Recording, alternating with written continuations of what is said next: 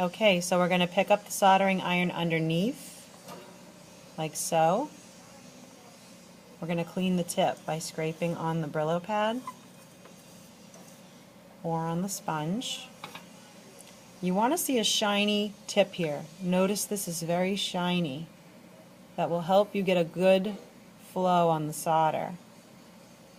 If you don't have a shiny tip, you need to get some tinning.